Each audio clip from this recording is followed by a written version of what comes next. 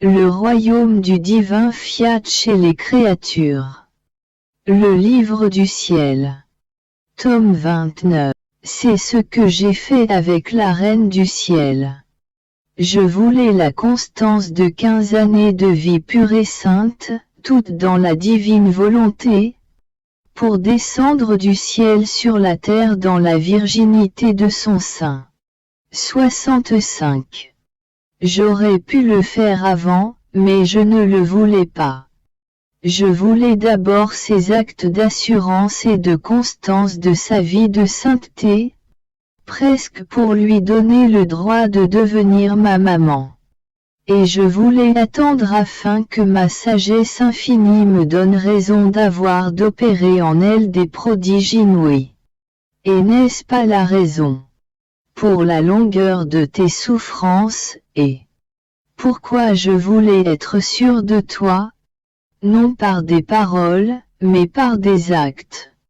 N'est-ce pas ce qui explique mes si nombreuses visites et toutes les vérités que je t'ai manifestées dans la constance de ta vie sacrifiée?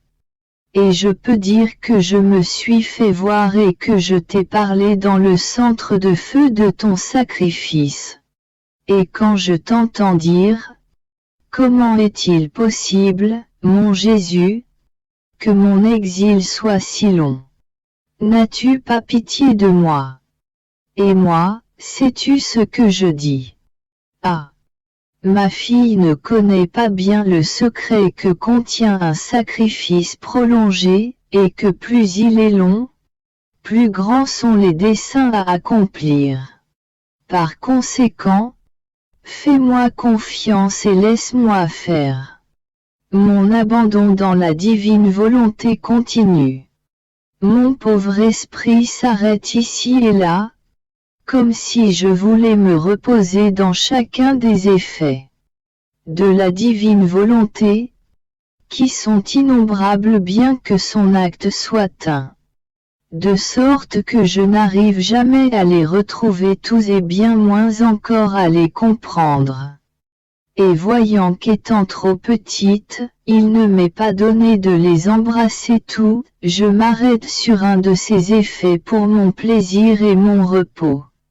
Mon doux Jésus, qui prend tant de plaisir à me trouver dans son adorable volonté, s'arrête pour me souffler sa vie et il me dit: Ma fille, comme il est doux de te trouver dans ma divine volonté, non pas comme ces créatures qui s'y retrouvent, parce qu'elles y sont forcées, par nécessité et parce qu'elles ne peuvent pas faire moins, et qui tout en étant en elles, ne la connaissent pas, ne l'aiment pas, ni ne l'apprécient. 66. Mais toi, tu t'y trouves volontairement. Tu la connais, tu l'aimes et tu arrives même à y trouver un doux repos aussi. Je me sens très attiré vers toi.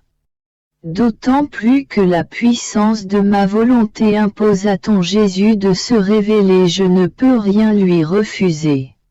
Car je pourrais dire que le seul bonheur qui me vienne de la terre est de trouver la créature dans ma divine volonté. Et lorsque je l'y trouve, je veux lui rendre ce bonheur qu'elle me donne. D'abord en la rendant heureuse, puis en la préparant et en la disposant à faire un acte dans ma volonté. Je prépare pour cela l'espace. Parce que la grandeur, la sainteté et la puissance d'un acte accompli dans ma volonté sont telles que la créature ne pourrait le contenir si je ne lui en donnais pas la capacité. Celle qui vit dans ma volonté est par conséquent inséparable de moi. Parce qu'ayant fait cet acte, je dois préparer pour elle l'acte suivant. D'autant plus que je ne laisse jamais la créature là où elle est arrivée et que je la fais toujours grandir jusqu'à pouvoir lui dire: je n'ai rien de plus à lui donner. Je suis heureux de lui avoir tout donné. Tu dois savoir que lorsque la créature accomplit un acte dans ma divine volonté, elle se plonge en Dieu et lui se plonge en elle. En se plongeant l'un dans l'autre, Dieu communique son acte nouveau jamais interrompu. L'humain reste sous l'autorité de la divine volonté et la créature ressent un amour nouveau, une puissance et une fraîcheur nouvelle avec tous les divins repos. De sorte qu'à chacun de ces actes la créature se sent renaître à une vie divine sans perdre ce qu'elle a reçu dans les actes précédents. Elle acquiert et s'incorpore la vie nouvelle qui lui a été communiquée. Si bien qu'elle se sent élevée, grandie et nourrie par des aliments nouveaux. C'est pourquoi celle qui vit dans notre volonté acquiert toujours des connaissances nouvelles sur son Créateur. Cette nouvelle connaissance lui amène le courant du nouvel acte continu que Dieu possède. Ne vois-tu pas le ciel, les étoiles et le soleil? Vois-tu peut-être quelque changement en eux? Ou après tant de siècles ne sont-ils pas aussi jeunes, aussi beaux et aussi 67. Nouveaux que lorsqu'ils furent créés. Et pourquoi? Parce qu'ils sont sous l'empire de la force créatrice de notre Fiat, qui les a créés, qui demeure en eux comme une vie éternelle. Par conséquent, la permanence de ma volonté dans la créature produit par son empire une vie nouvelle de patience, de prière, de sacrifice et de joies infinies. Voilà ce que ma volonté veut faire de la créature qui vit en elle. Je continuai à penser au divin vouloir et mon doux Jésus ajouta: Ma fille, lorsque ma divine volonté émet un acte, elle ne s'en retire jamais et il devient éternel. La création elle-même le dit point, elle accomplit continuellement ces actes que mon vouloir a mis en elle en les créant. Les choses créées peuvent se dire les répétitrices des actes de ma divine volonté. Le ciel reste toujours étendu sans se retirer jamais d'un point quelconque, il répète ainsi les actes de la divine volonté. Le soleil donne toujours la lumière et accomplit les actes innombrables de la divine volonté qui lui sont confiés dans sa lumière.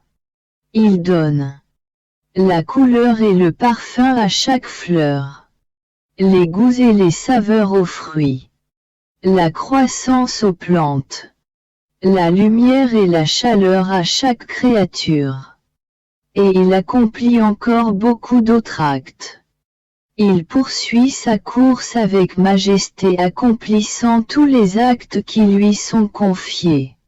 Il est le véritable symbole de la majesté et de l'empire de ma volonté.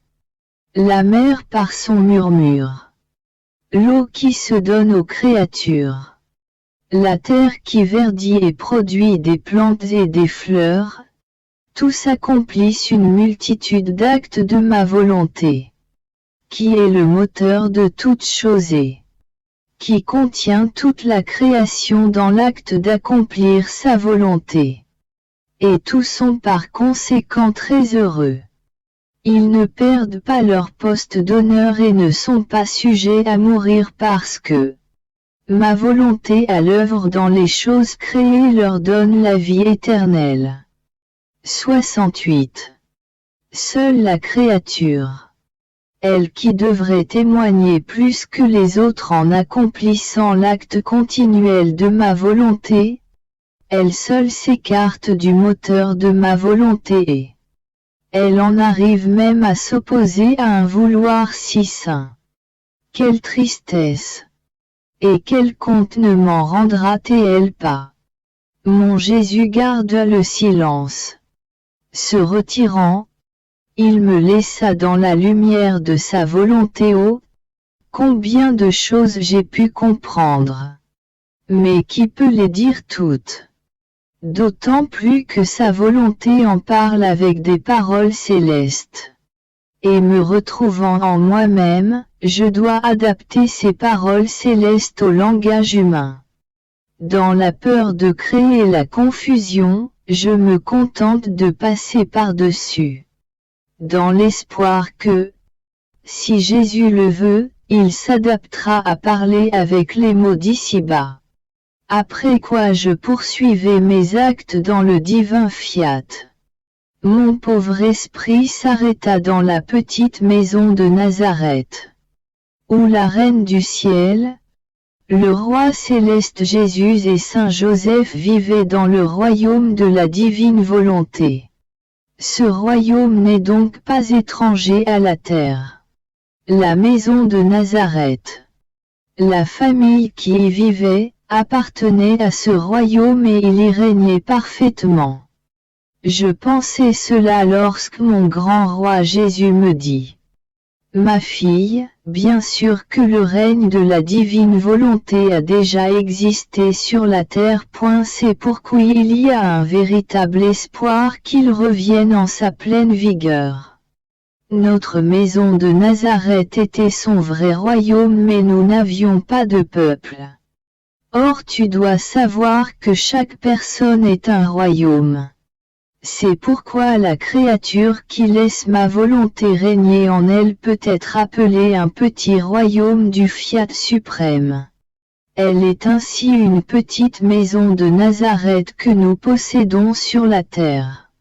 Et, si petite soit-elle, comme notre volonté règne en elle, le ciel ne lui est pas fermé et elle possède les mêmes droits que dans le céleste pays. Elle aime avec le même amour. 69. Elle se nourrit avec la nourriture de là-haut et elle est incorporée dans le royaume de nos interminables régions. Et pour former le grand royaume de notre volonté sur la terre, nous allons premièrement construire les toutes petites maisons de Nazareth. C'est-à-dire les âmes qui voudront connaître ma volonté pour la faire régner en elles. Je serai, avec la Reine souveraine, à la tête de ces toutes petites maisons. Car ayant été les premiers à posséder ce royaume sur la terre, c'est notre droit, que nous ne céderons à personne, d'être leurs intendants. Ces toutes petites maisons répètent notre maison de Nazareth. Ainsi nous formerons tant de petits États, tant de provinces. Après avoir été bien formés et ordonnés comme autant de petits royaumes de notre volonté, ils fusionneront ensemble pour former un seul royaume et un seul grand peuple. Par conséquent, afin de réaliser nos plus grandes œuvres, notre manière est de commencer par agir à travers une créature seule. Après l'avoir formée, nous en faisons un canal, nous permettant d'inclure dans nos œuvres -2, puis 3 autres créatures. Et nous élargissons ensuite pour former un petit noyau qui grossit pour inclure le monde entier. Nos œuvres commencent dans l'isolement de Dieu et de l'âme.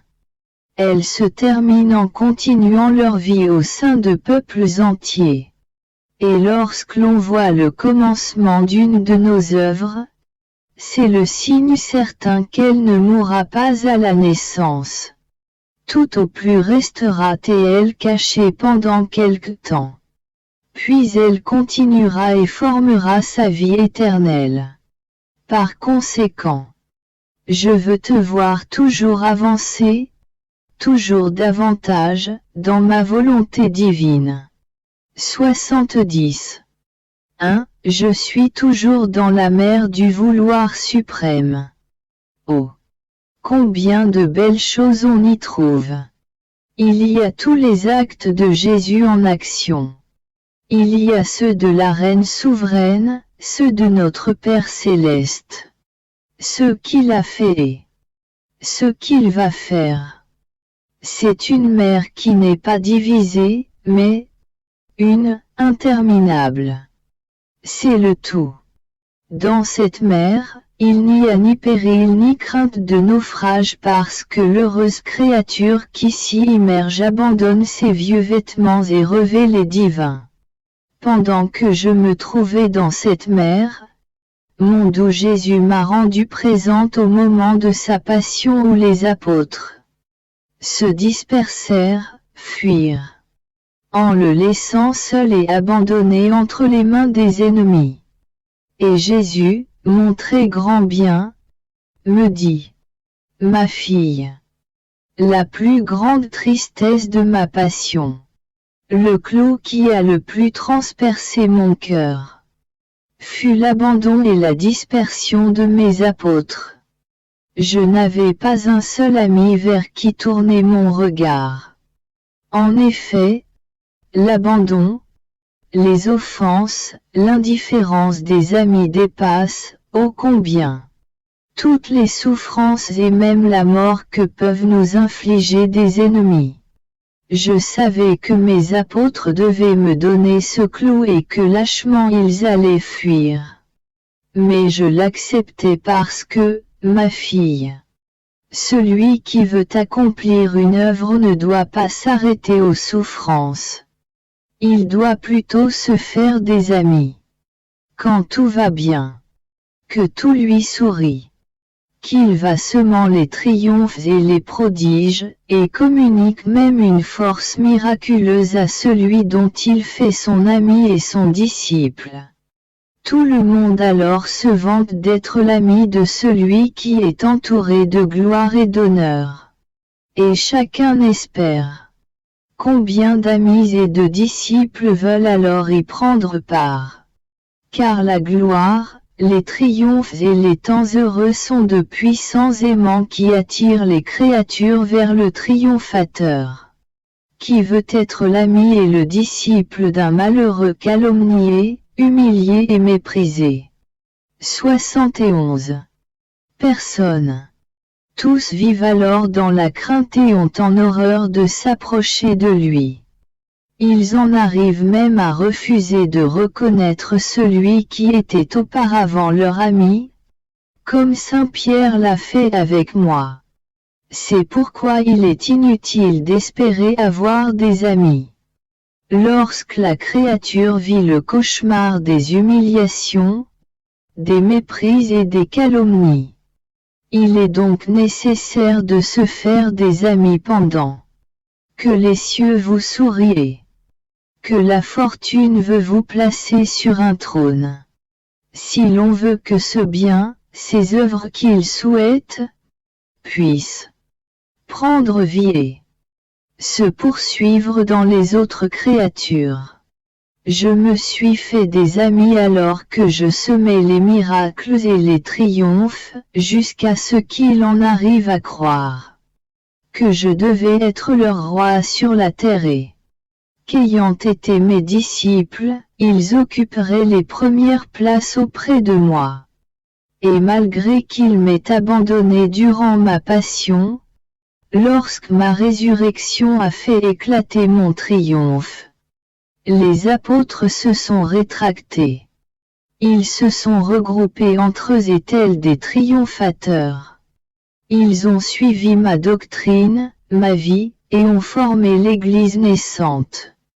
Si je leur avais reproché de m'avoir abandonné sans faire de mes disciples à l'heure de mes triomphes, je n'aurais eu personne pour parler de moi après ma mort et me faire connaître. Par conséquent le temps heureux, la gloire sont nécessaires. Il est aussi nécessaire de recevoir les clous qui transpercent et d'avoir la patience de les supporter afin d'avoir le matériau de mes plus grandes œuvres et qu'elles puissent prendre vie parmi les créatures. Les souffrances, les humiliations, les calomnies et le mépris par lesquels tu passes ne sont-ils pas en tout la répétition de ma vie?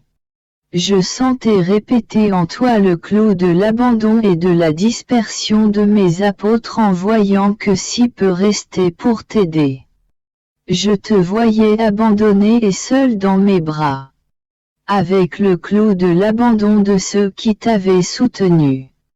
Dans ma douleur je disais.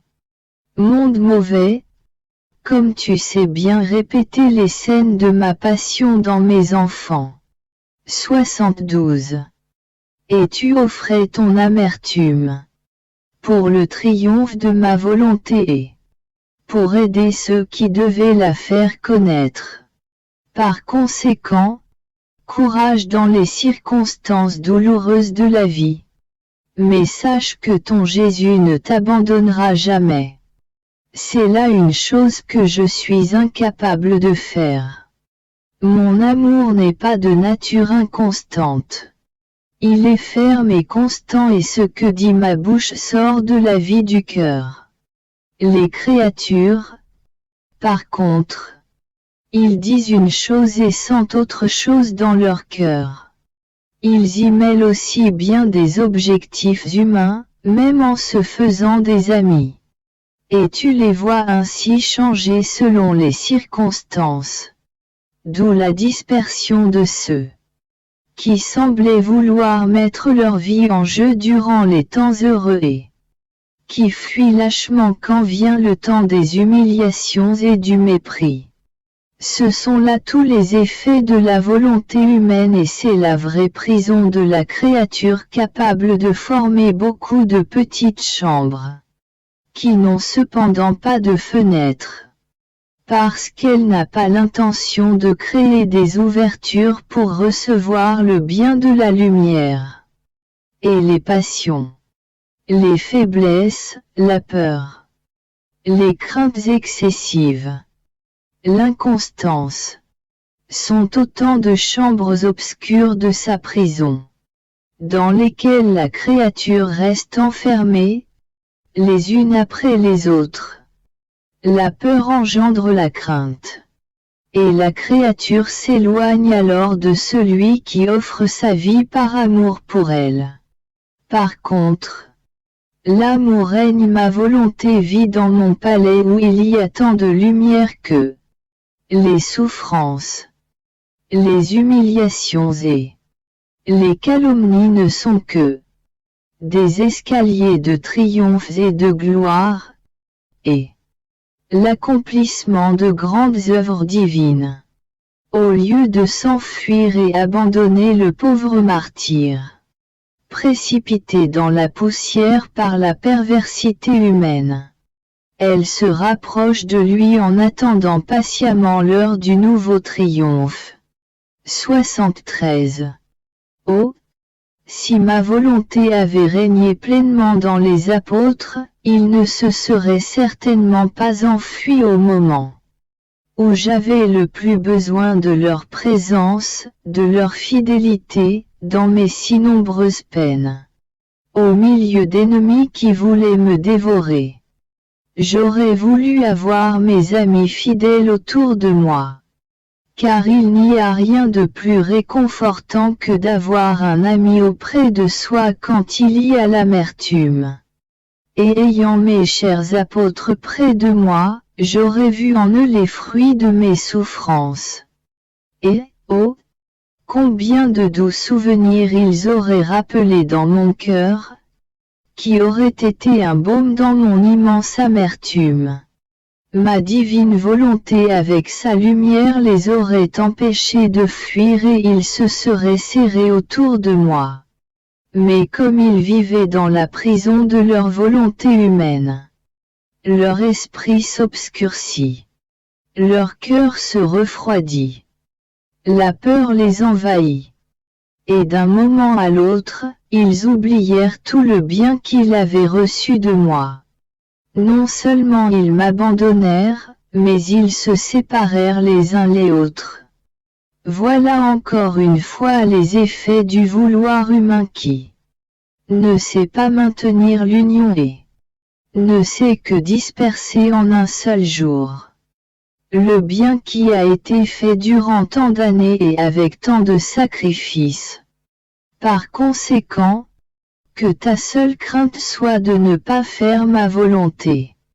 Je ressens la force puissante du divin fiat qui m'appelle en lui pour suivre ses actes.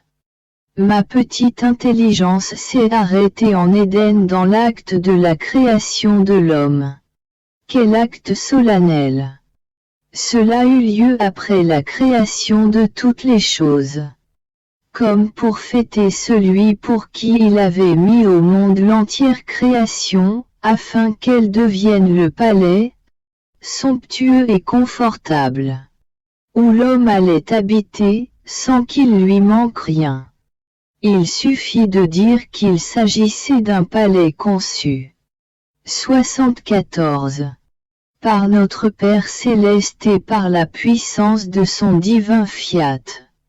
Je pensais à cela et mon doux Jésus me dit. Fille bien-aimée, ma joie est immense lorsque la créature se souvient de mon amour dans la création de l'homme. Notre amour ressemblait à celui d'une mère qui donne le jour à son enfant. Notre amour se hâtait d'enclore en lui la créature afin que partout, à l'extérieur comme à l'intérieur d'elle-même, elle puisse entendre la voix de notre amour lui disant « Je t'aime, je t'aime ».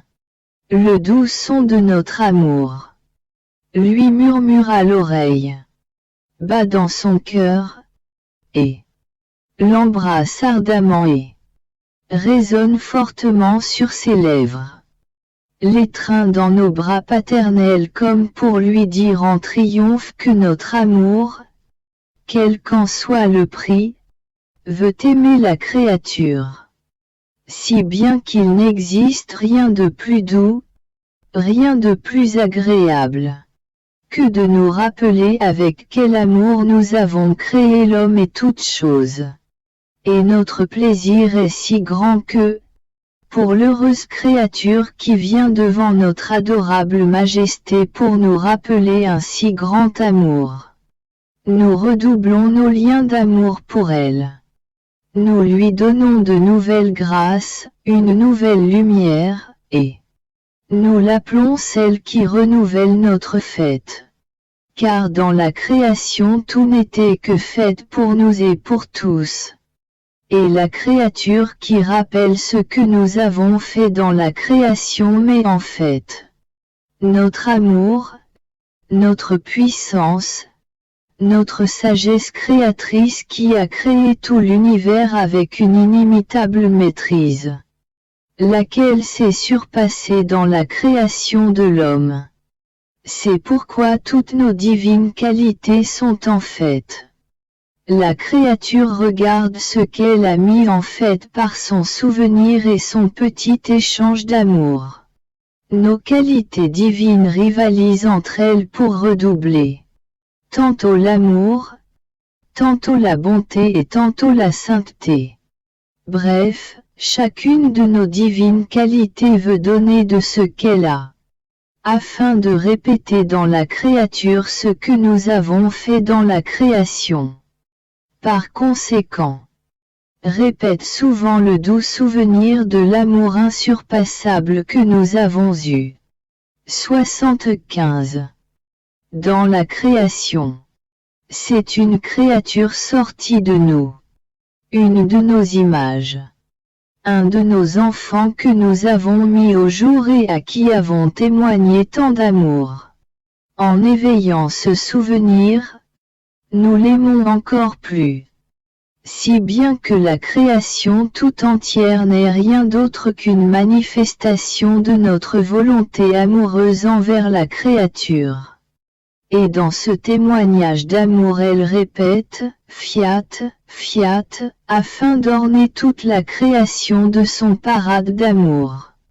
D'autant plus que chaque acte, parole, pensée accomplie dans notre divin vouloir forme la nourriture de l'âme, qui conserve la vie, qui la fait grandir et lui donne la force nécessaire pour former suffisamment d'aliments et ne pas devoir rester à jeûne. En fait, Les actes continus ne sont donc rien d'autre que la nourriture préparée d'un jour à l'autre, afin d'avoir toujours quelque chose à manger. Sans ces actes, la pauvre créature n'aura rien pour calmer sa faim et ses actes bons, saints et divins mourront en elle. Si les actes ne sont pas continuels, la nourriture deviendra rare. Lorsqu'elle est insuffisante, la vie du bien s'affaiblit. Cette faiblesse fait perdre le goût et l'appétit de se nourrir. Par contre, lorsque les actes sont continuels, chacun d'eux apporte sa contribution. Celui-ci fabrique les aliments. Celui-là apporte l'eau. L'autre le feu pour les faire cuire. D'autres encore procurent les cannes de menthe qui donneront du goût afin de satisfaire l'appétit. En somme, les actes répétés ne sont rien d'autre que la cuisine divine dressant la table céleste pour la créature. Comme il est beau de voir la créature préparer les aliments divins par la continuation de ses actes dans notre fiat, et se nourrir des mets de notre céleste pays. Car tu dois savoir qu'une sainte pensée en appelle une autre. Un mot, une bonne action invite l'autre à s'alimenter, et la nourriture forme la vie. 76. Après quoi je continuais à penser à la divine volonté et au grand bien que l'on reçoit en vivant abandonné dans ses bras. Mon doux Jésus ajouta: Ma bonne fille, le grand bien de la vie dans le divin vouloir est étonnant et presque incompréhensible à la créature humaine.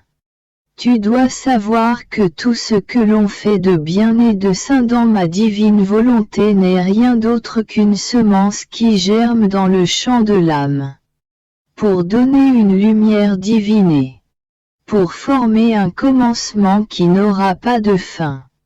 Parce que tout ce qui est fait dans ma divine volonté est semé, germe et grandit de façon admirable sur la terre pendant qu'elle y vit, et trouvera son achèvement dans le ciel. Le développement ultime, la variété de beauté, les tons, les teintes les plus belles lui seront données dans la patrie céleste. Cela veut dire que chaque acte que la créature fait sur terre lui donnera droit à une place plus grande dans la céleste demeure, en la possédant d'avance.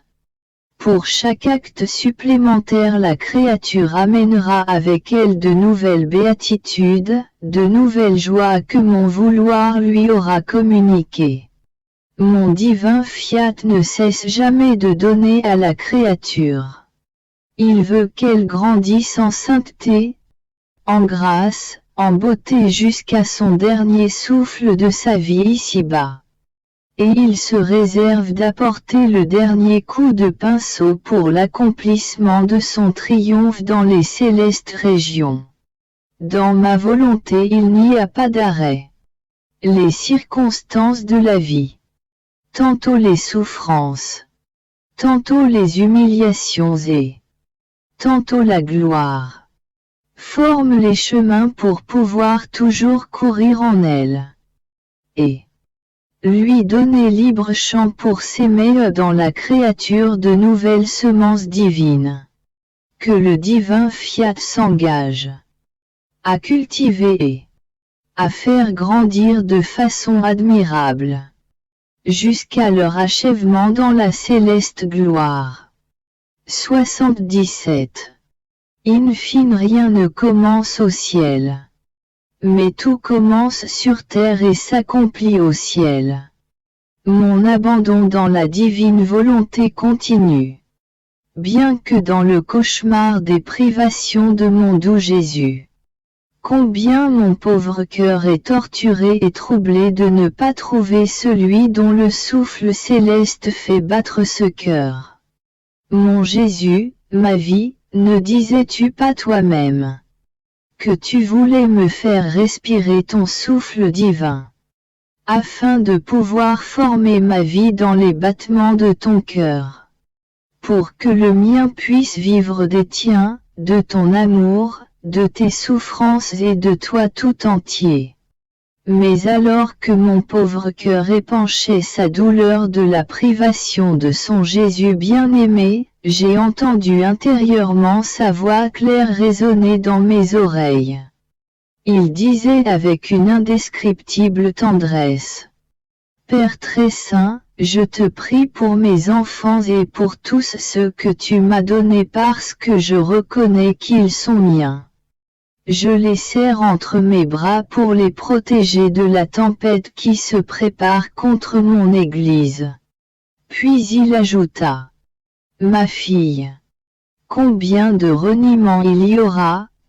Combien de masques vont tomber? Je ne pouvais plus supporter leur hypocrisie. Ma justice était accablée par tant de faux semblants et ils n'ont pas pu conserver plus longtemps le masque derrière lequel ils se cachaient.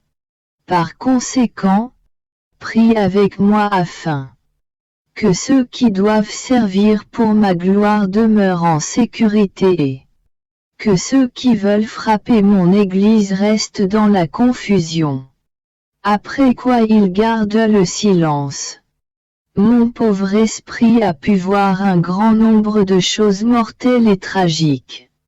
Alors que je priais, Jésus, mon très grand bien, répéta: Ma fille.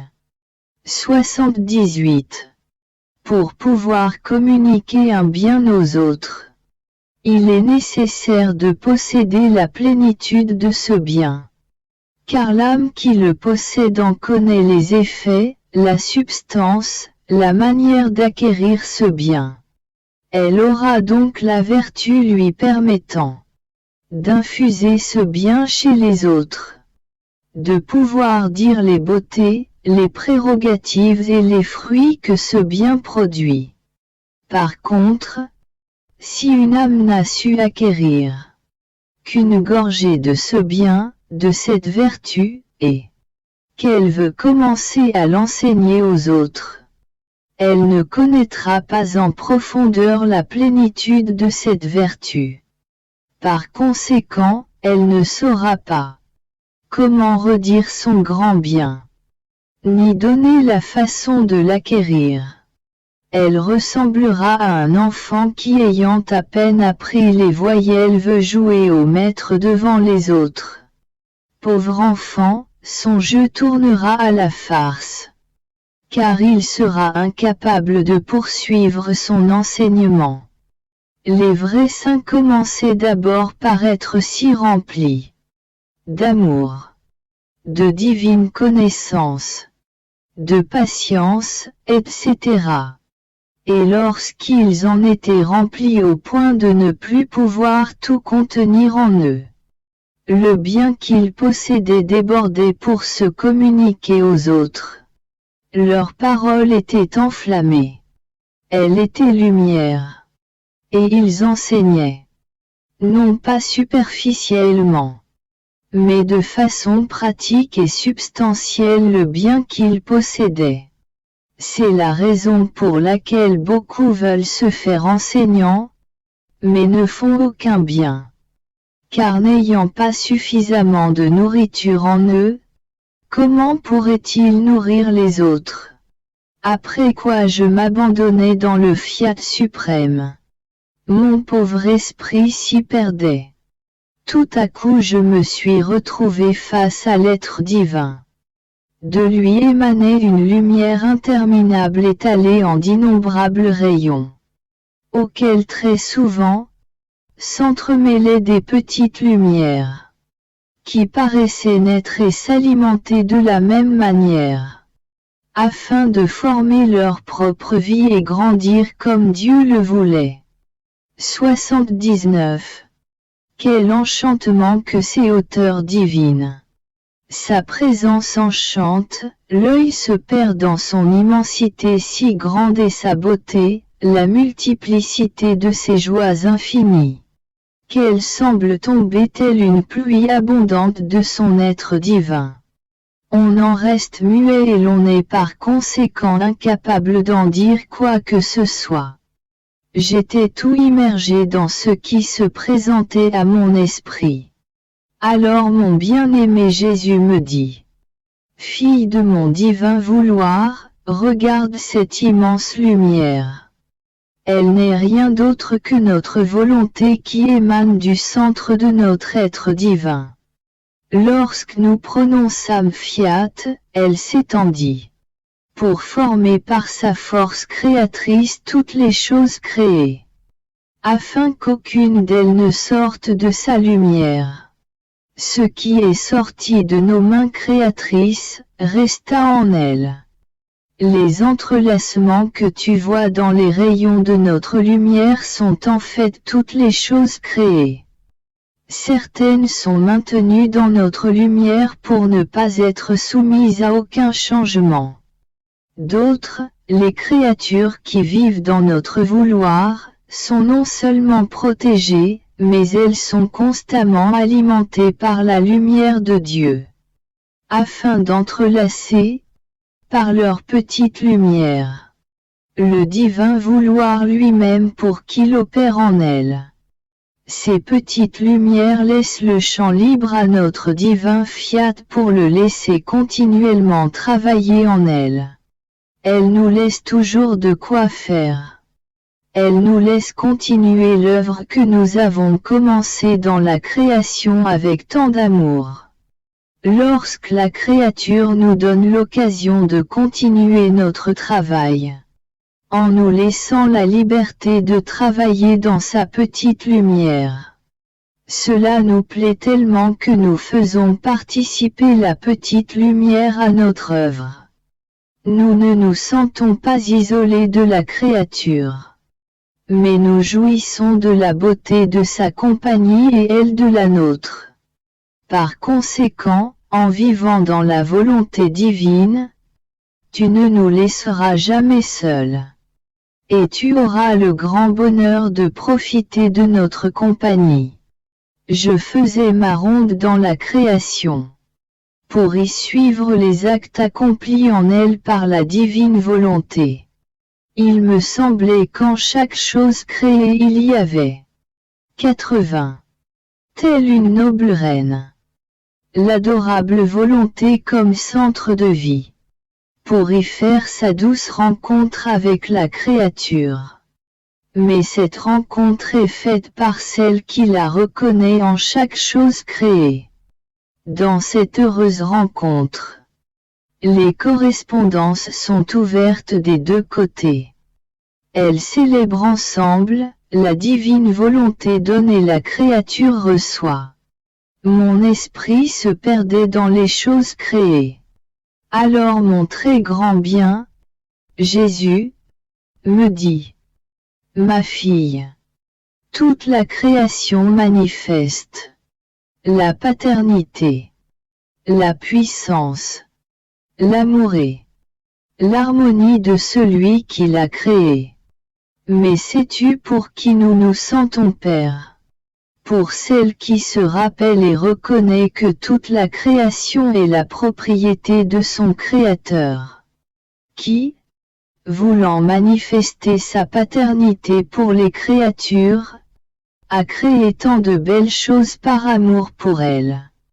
C'est par conséquent pour celle qui le reconnaît et qui pour le payer de retour et le remercier, se presse autour de son Père céleste, comme une fille qui reconnaît ses biens et qu'il les a créés parce qu'il veut que sa fille entre en possession des biens de son Père.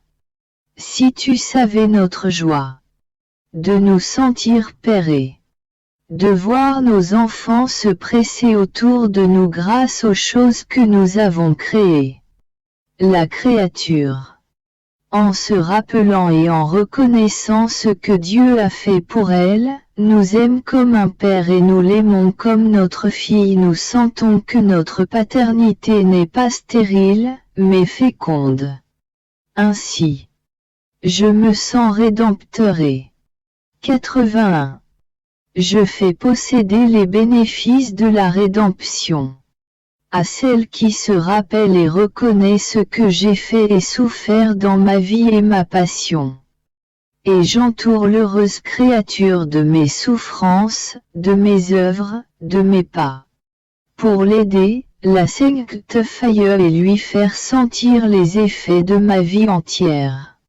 Et en celle qui reconnaît ce que notre amour a fait et peut faire dans l'ordre de la grâce.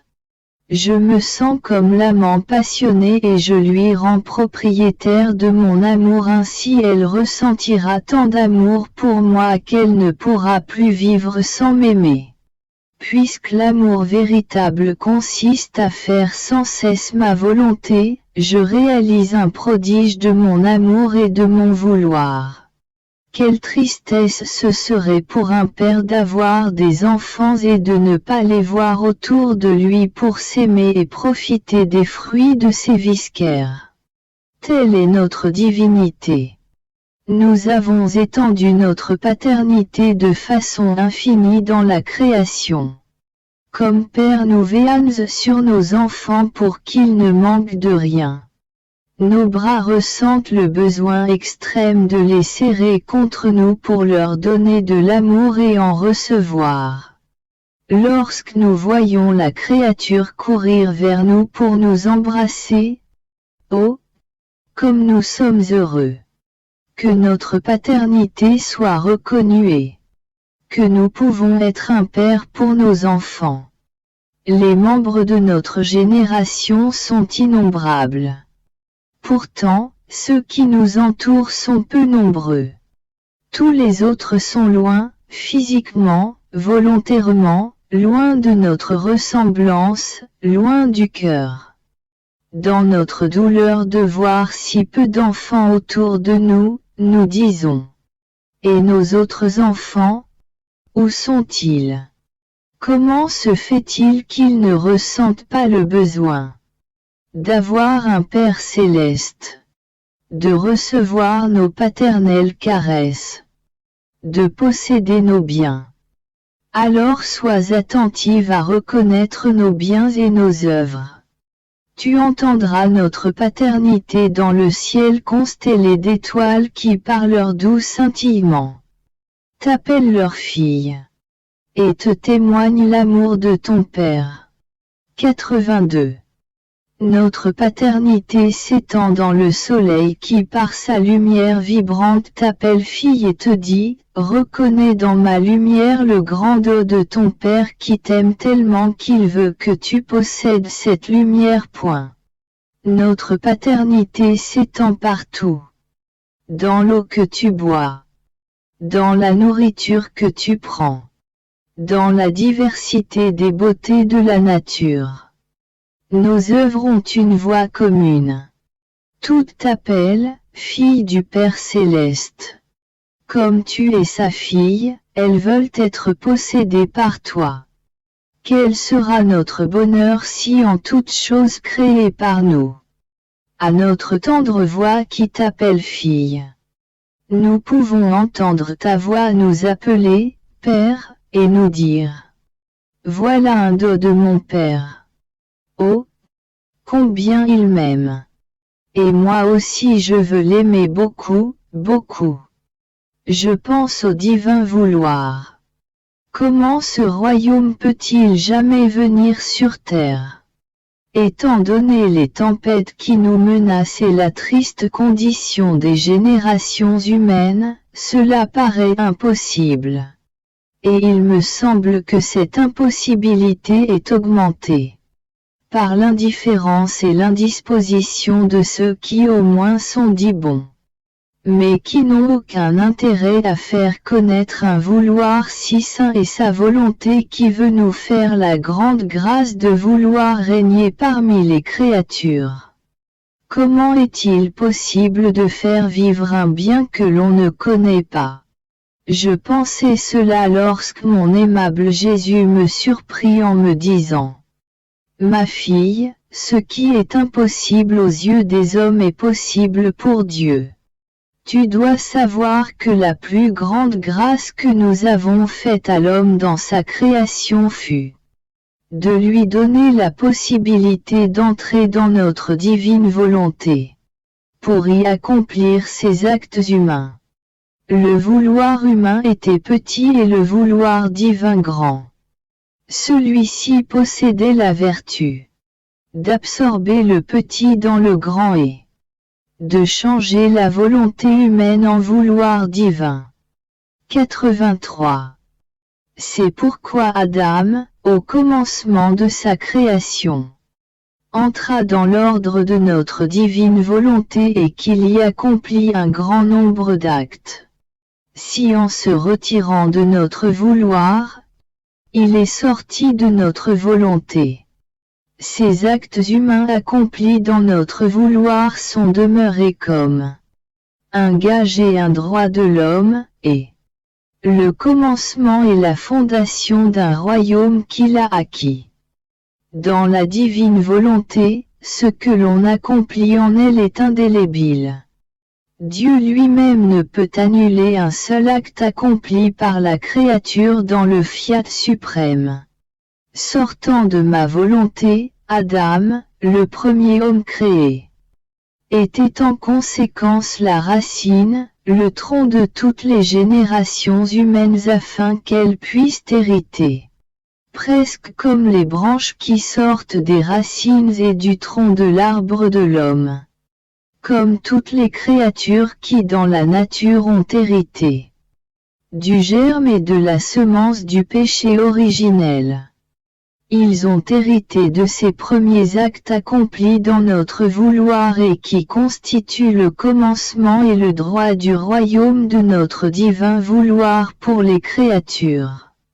C'est pour confirmer cela que la Vierge Immaculée est venue vérer et suivre les actes d'Adam de façon à compléter le royaume tout entier de la divine volonté et être la première héritière d'un royaume si saint, et a donné le droit à ses chers enfants d'en prendre possession. Et pour compléter tout cela, mon humanité est venue, possédant par nature ma divine volonté, qu'Adam est la reine souveraine possédée par grâce, afin de confirmer par le sceau de ses actes ce royaume de la divine volonté. De sorte que ce royaume existe en réalité, parce qu'une humanité vivante a formé ses actes en lui. Des actes qui sont les matériaux nécessaires à la formation de ce royaume afin de donner le droit au reste de l'humanité de le posséder. Et pour le confirmer encore plus, j'ai enseigné le Notre Père, afin que par cette prière la créature puisse s'y disposer, acquérir les droits de le recevoir, et que Dieu se sente le devoir de le lui accorder. 84. En enseignant le Pater Noster, j'ai moi-même mis entre leurs mains le droit de le recevoir. J'ai entrepris de donner un royaume si saint. Et chaque fois que la créature récite le Notre Père, elle acquiert une sorte de droit d'entrer dans ce royaume. Premièrement parce que c'est une prière enseignée par moi et qui contient la valeur de ma prière. Deuxièmement parce que l'amour de notre divinité envers les créatures est si grand, que nous faisons attention à tout, que nous remarquons tout, même les plus petits actes, les saints désirs, les petites prières, afin d'y répondre par de grandes grâces. On peut dire que ce sont des occasions, des prétextes que nous recherchons pour pouvoir lui dire « Tu as fait cela et nous te donnons cela. Tu as fait ce qui est petit et nous te donnons ce qui est grand. » Ainsi le royaume existe. Et si je t'ai si souvent parlé de ma divine volonté, ce n'était que les préparations de bien des siècles de mon Église. Les prières, les sacrifices et les récitations continuelles des paternostes qui ont porté notre bonté à choisir une créature pour lui manifester les nombreuses connaissances de notre volonté et ses grands prodiges. J'ai lié ainsi ma volonté aux créatures en lui donnant de nouveaux gages de son royaume. Et lorsque tu écoutais et cherchais à te conformer aux enseignements que je te donnais, tu formais de nouveaux liens afin de lier les créatures dans ma volonté. Tu dois savoir que je suis le Dieu de tous. Lorsque je fais un bien, je ne le fais jamais isolément. Je le fais pour tous, excepté ceux qui n'en veulent pas et ne veulent pas le prendre. Et lorsqu'une créature me correspond, je ne la vois pas comme si elle était seule, mais comme appartenant à toute la famille humaine, de sorte que le bien de l'une est communiqué aux autres. Or si le royaume existe, que mon humanité vivante l'a possédé et a vécu en lui, que ma volonté veut régner parmi les créatures. 85. Mes connaissances elles-mêmes le disent de façon claire. Comment peux-tu alors penser qu'il est impossible que ce royaume vienne? Tout est possible pour moi. Je me servirai des tempêtes elles-mêmes et des événements nouveaux pour me préparer ceux qui doivent s'employer à faire connaître ma volonté. Les tempêtes serviront à purifier l'air mauvais et à évacuer ce qui est nuisible. C'est pourquoi je disposerai toutes choses. Je sais ce qu'il faut faire et j'ai les temps à ma disposition. Par conséquent, laisse faire ton Jésus. Tu verras comment ma volonté sera connue et accomplie. Je faisais ma ronde dans la divine volonté pour suivre ses actes. J'étais arrivé au point où le céleste enfant était en Égypte. Sa céleste maman le berçait pour l'endormir, tout en confectionnant de ses mains maternelles un petit habit pour le divin enfant. Je m'unissais à sa maman pour faire courir entre ses doigts et dans le filmer, je vous aime, à Jésus afin de les tisser dans le petit habit. Sur le pied de la reine qui balançait le berceau, je plaçais le mien, afin de pouvoir moi aussi le bercer et faire pour Jésus ce que faisait sa maman. Et c'est alors que le céleste enfant, entre la veille et le sommeil, dit, mes deux mamans. Me rappelant cela et ce qui est écrit dans le livre 24, je pensais en moi-même. Voilà que mon cher Jésus répète quand même ces doux mots, mes deux mamans. Après la tempête si terrible, qui avait dévasté ma pauvre âme comme une averse de grêle, et qui sait combien d'autres fautes j'avais commises. Je pensais que Jésus n'aurait plus pour moi ce tendre amour qui lui faisait dire si gentiment, mes deux mamans. Je pensais cela et alors mon aimable Jésus me dit, ma fille, comme tu n'avais pas arrêté. 86. De t'unir continuellement avec notre céleste maman. De placer pour moi tes « je vous aime » dans ce qu'elle faisait. Est-ce que je pouvais cesser de dire « mes deux mamans » ? Je t'aimerais alors moins que toi tu m'aimes.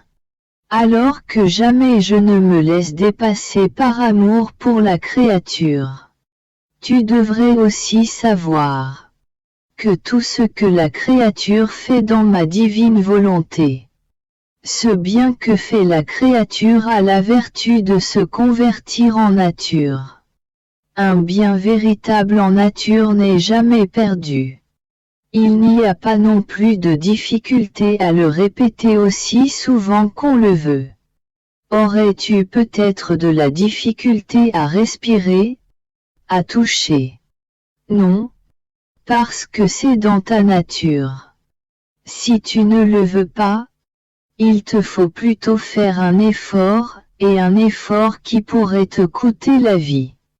Et c'est là le plus grand prodige de ma volonté.